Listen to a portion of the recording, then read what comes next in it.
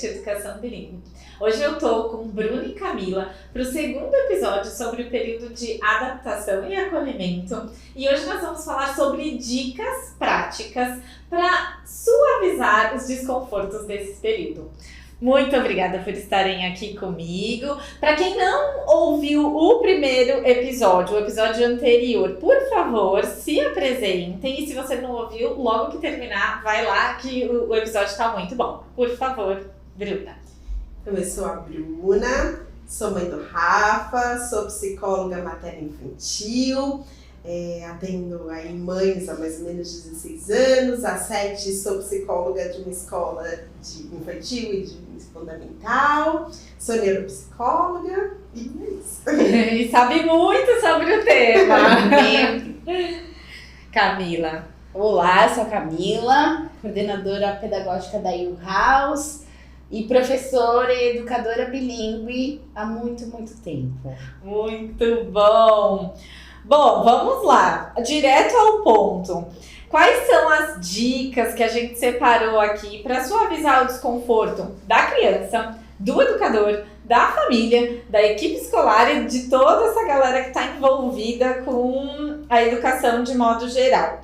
A primeira que a gente listou é compartilhar informações. Então, que informações são essas que são as importantes? Em que momento que a gente compartilha e entre quem? Por favor. Eu acho que quanto mais cedo, melhor, né? De preferência antes de receber essa criança, o compartilhamento, eu acho que principalmente da família com a equipe gestora, e aí cada escola vai entender melhor aí quem é a pessoa responsável por fazer isso, se são, né, as educadoras que vão fazer essa anamnese, se é a coordenação junto, quem é, né, mas eu acho que é muito importante essa questão de contar, né, de que a família conte quem é essa criança, de que a escola conheça o histórico, que momento que essa criança está vivendo, quais são as experiências anteriores que ela tem com, né, instituições de ensino ou não, né, mas saber um pouquinho, conhecer um pouquinho quem é essa criança que está chegando.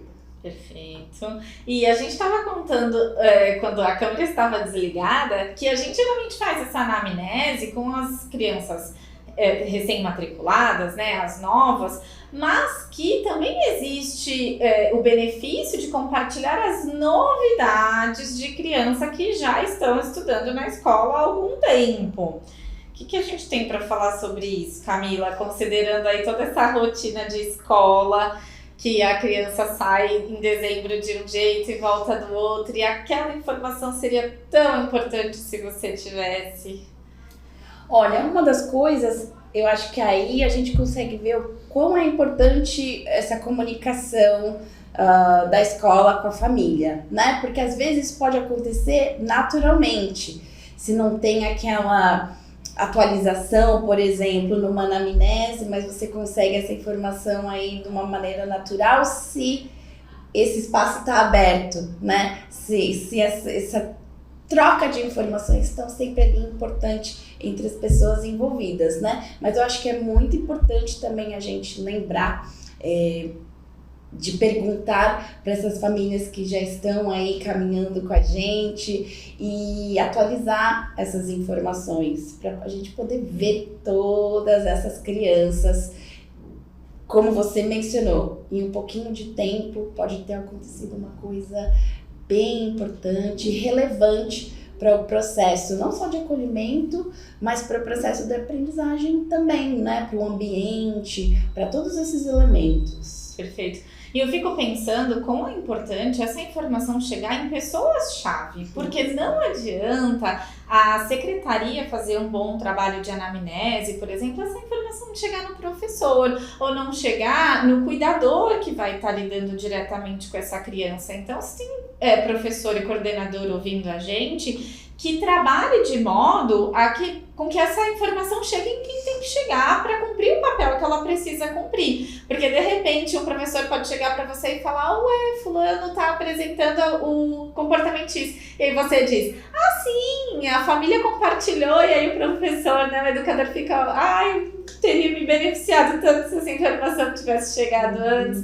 Então não é só ter a informação, é fazer ela chegar onde ela precisa chegar. Se for uma restrição alimentar, por exemplo, tem que chegar lá em quem prepara o alimento, certo? Faz sentido? Total, né? Condições médicas, mudanças, às vezes mudança de residência, mudança dos cuidadores principais, adoecimentos na família, né? Às vezes essa criança perdeu alguém, então são informações que às vezes são, né, acontecem no mundo externo, mas elas têm um impacto direto no dia a dia da criança.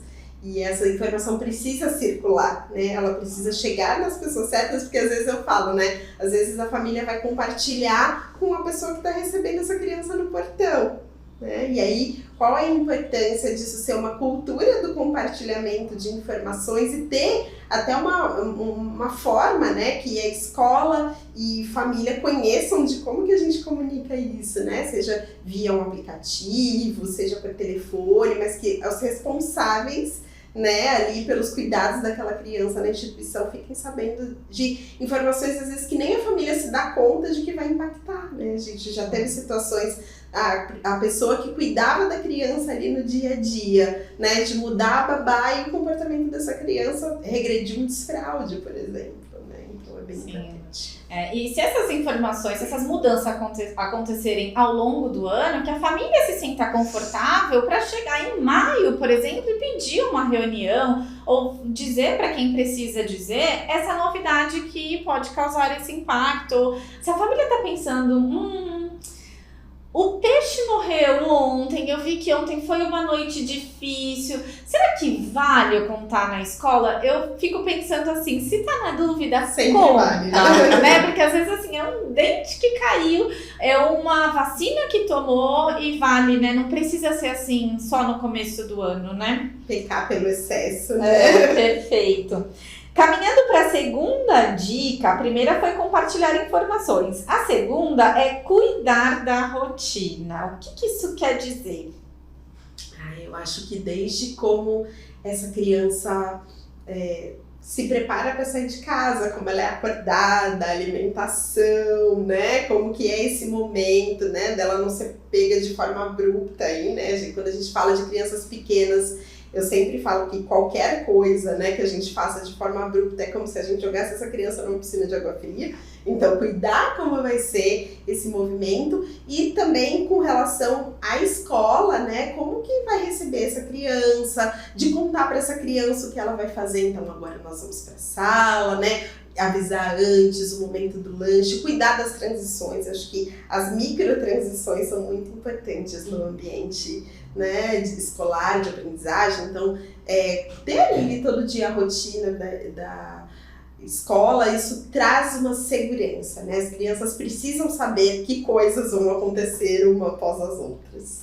E a gente faz isso aqui na IU de uma forma muito rotineira mesmo, né? De falar sempre sobre rotina. Como que acontece aqui, Ká? Olha, uma das coisas que eu achei interessante as crianças precisam disso e como precisam.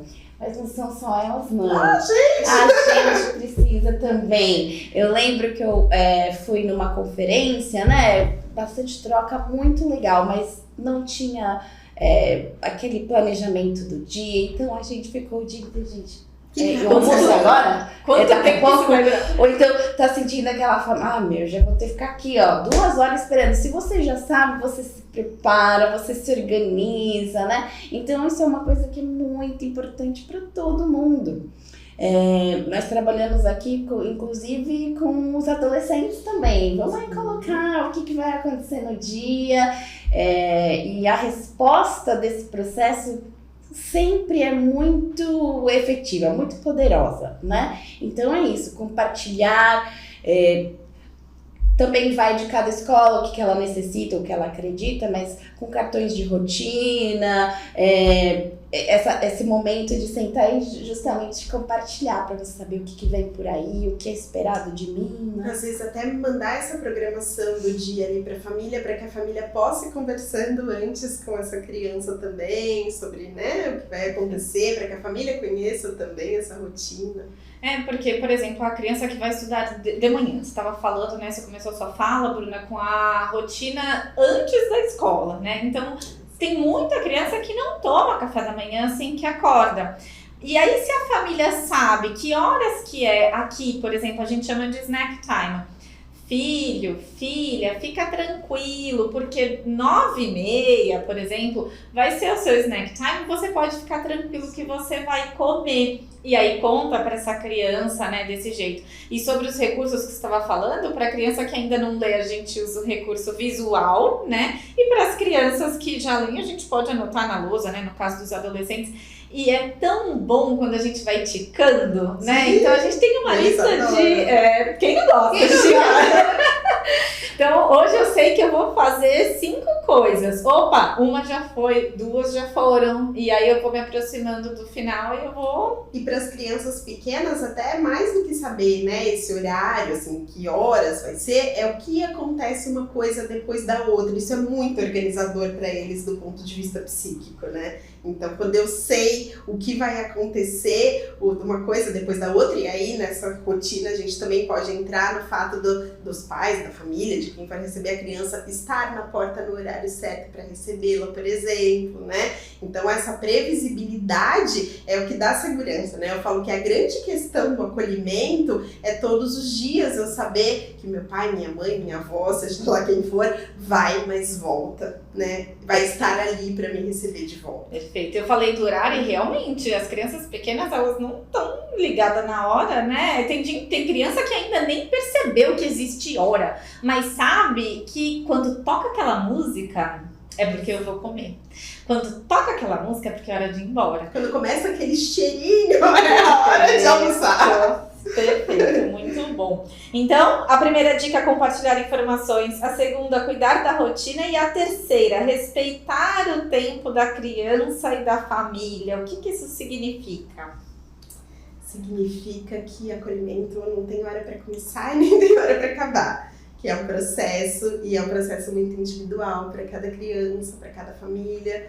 Que momento que aquela criança, que aquela família vai se sentir segura naquele espaço novo.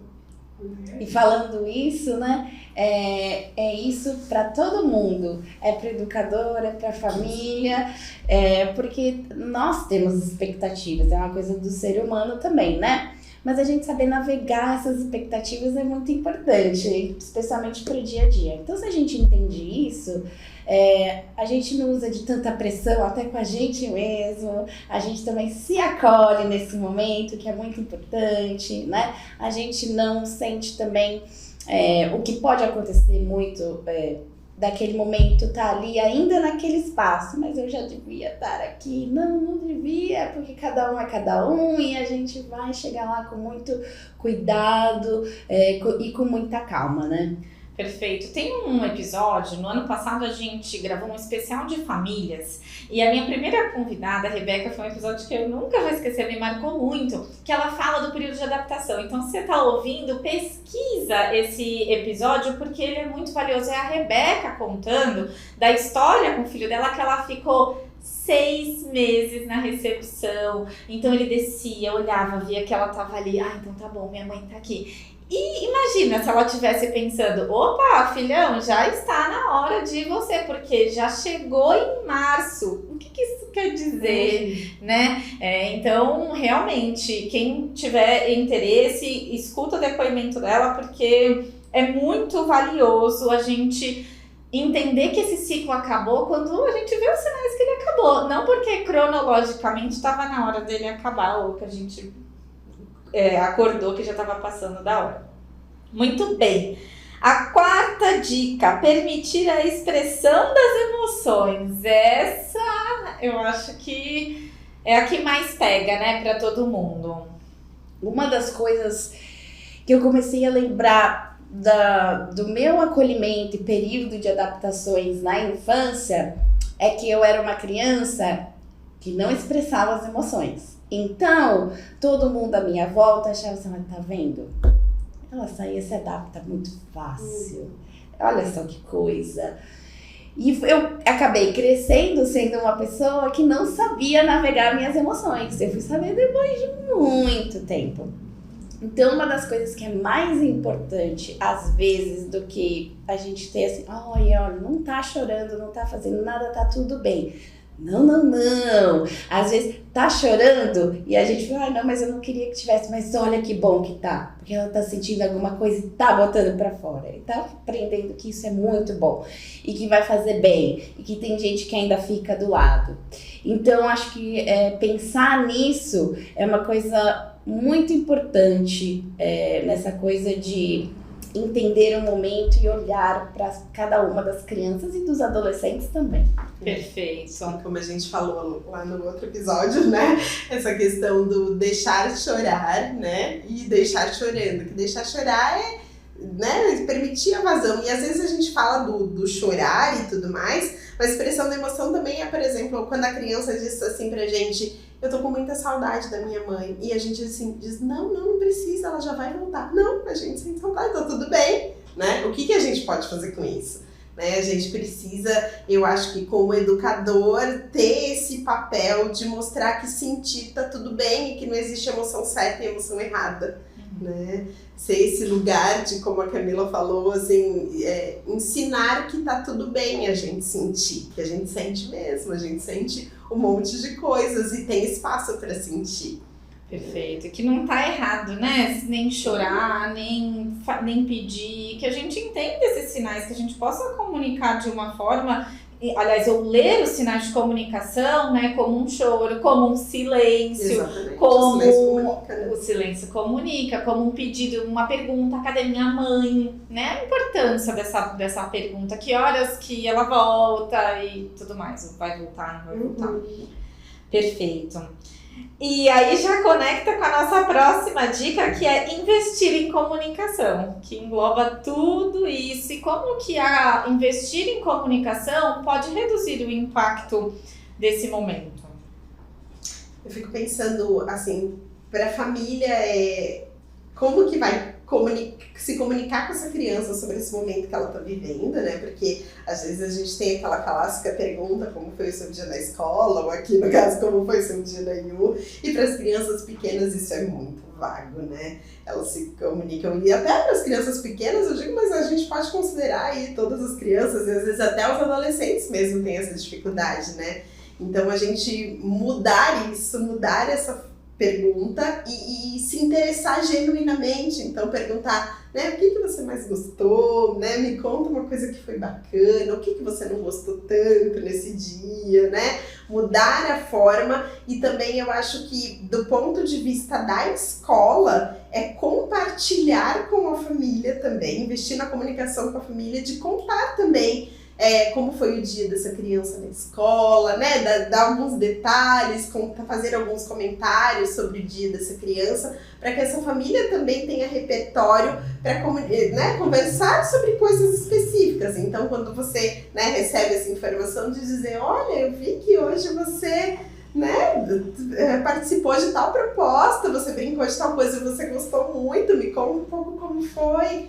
Perfeito. E se essa criança não consegue dizer, a família ainda sabe. Exato. Mesmo assim, porque a escola comunicou. Cássia, quer contar como que a gente comunica? Porque pode inspirar outros educadores ou coordenadores, porque preciso dizer que o meu filho estuda aqui e eu acho de um carinho e de um alívio saber detalhes e ver fotos e tudo mais. Traz uma segurança, né? Traz uma segurança, exatamente. Então conta um pouquinho de como a gente faz, a percepção das famílias sobre esse caminho que a gente tomou e a importância disso tudo na soma ali da comunicação. Bom, nós utilizamos um aplicativo, né? Então a gente faz essa comunicação de forma digital, enviando alguns registros do dia, como pode ser uma foto, pode ser um vídeo, um áudiozinho e um recadinho do professor, comunicando isso: olha, hoje a gente jogou isso, ou às vezes até de forma mais individual: olha, ele gostou particularmente daquele momento. Ou seja, tem uma informação que a família pode ter, como a Bruna falou, para iniciar uma conversa, e uma conversa mais que seja legal naquele sentido para os dois lados. Pô, ele já sabe até, tá mandando bem, fez uma pergunta boa. Então é dessa forma que a gente trabalha, né? E fez uma grande diferença, eu acho que não só na comunicação com as famílias, mas em também tornar visível um pouquinho do dia a dia deles, né? Que eles não estão fazendo parte, então eu consigo ver um pouquinho, foi isso que aconteceu. Esse tipo de pergunta também, eu estava vendo e estava tentando praticar com meu sobrinho Gabriel também, e fazendo assim, o que te fez rir hoje? O que te fez ajudar um amigo hoje? Como é que você expressou tal sentimento? Esse tipo de pergunta também ajuda. Às vezes uma coisa simples, como músicas ou histórias que nós trabalhamos, né? E assim, isso faz parte do cotidiano escolar. Compartilha com a família, fala, olha que tal, se você quiser ler em casa também, e se quiser ouvir. Isso, né? Quando, por exemplo, às vezes a família conta assim pra gente, mas ele não conta nada do que tá acontecendo aqui. Eu falo, mas ele não canta uma música. Isso é comunicação, né? Ele tá contando o que tá acontecendo ali com ele. E no contexto bilíngue, além da pergunta como foi o seu dia hoje, que pode ser vago, o que você aprendeu hoje? Ou então assim, você já tá lá um mês, você não sabe contar de tanto a tanto, você já deveria estar sabendo o verbo to be, né? Que os adultos da nossa geração ficam tão fixados, né? E tem essa expectativa da aprendizagem da língua que a criança provavelmente não vai falar em casa assim, nossa, esse macarrão em inglês se chama pasta, porque não faz sentido ali, né? Alguns vão compartilhar, e sortudos são as famílias dos que vão falar assim mais abertamente, mas é a exceção da regra. Então, se a gente comunica que se não houver uma forma, um canal digital para fazer isso, no portão, às vezes tem o educador, às vezes vai se despedir, encontra com a família, né, se for possível, um jeito de acolher todo mundo, né, contar o que está acontecendo. Perfeito. E agora, pensando mais na língua, no ensino de língua, a nossa última dica é confiar no processo. Porque a gente fica pensando em que momento que vai vir esse inglês, por que já não era para estar falando, quando que é para estar falando, o que é para estar falando. Camila, o que você tem para contribuir assim como dica, seja para as famílias ou para os educadores, em relação ao aprendizado da língua, a aprendizagem e até a produção? Sim, essa é uma das grandes questões que nós passamos também, aquela ansiedade adulta, especialmente nós das gerações anteriores que tínhamos um outro entendimento do que era aprendizagem, o que era saber falar. Vai aprender inglês? Fala aí pra mim. E quando a gente está falando de criança, de adolescente, de adulto, também é experiência, né? E fica mais difícil, talvez, responder essa pergunta. Olha, com essa experiência eu consegui participar do mundo dessa forma, né? Então, confiar nesse processo, como você falou, para a família, para o educador, é saber que tem um tempo. Assim como o acolhimento não tem data, o que eu compartilho com o mundo também não tem, sou eu que vou fazer essa escolha. A gente pode trazer, eu acho que algumas fases, né, falando de aquisição de língua adicional, aquela fase mais calada, onde eu estou recebendo, até eu começar a arriscar a minha própria produção. Mas é isso, eu acho que a paciência e a compreensão e o olhar faz muita diferença. Como a gente estava falando, uma música ou uma história, você conta uma história e abre um sorriso, eu já estou falando que eu estou compreendendo e eu estou interagindo. Se com uma música eu estou cantando, é mais óbvio, mas se eu estou já me mexendo, eu também estou interagindo com essa língua adicional. Então, esse olhar, essa observação e essa calminha no nosso coração é muito importante. Perfeito. Muito obrigada pelas dicas, por essa curadoria aí para a família, para educador. E que a gente ajuda a criança a chegar nesse lugar mais confortável na sociedade, que é essa educação que a gente acredita, né? Que a criança pode falar, pode se expressar do jeito que ela sabe, que ela consegue. E que a língua adicional venha realmente ser mais uma forma de comunicar. Que ela não exclua e sim que ela amplie o repertório. Muito obrigada a vocês, minhas convidadas maravilhosas, a você que está ouvindo a gente, que chegou até o final do episódio. Se programa para ouvir de novo quando estiver voltando das férias, quando tiver um feriado, porque essas dicas, embora sejam super elucidativas no começo do ano, elas são ótimas para o ano inteiro. Muito obrigada, Bruna. Onde que as pessoas te encontram na rede social para saber mais do seu trabalho? Eu tenho um Instagram que chama Falei com Mamãe, onde eu compartilho bastante aí sobre acolhimento, sobre todas as questões aí materno-infantis. Convido todo mundo para conhecer. Excelente! Eu e Camila, a gente está ali sempre olhando, acompanhando e aprendendo, perguntando. Muito obrigada pela sua generosidade e siga a gente na rede social, @ubilingueoficial, para ficar por dentro dos outros bate-papos sobre educação bilíngue. Obrigada até aqui e até a próxima!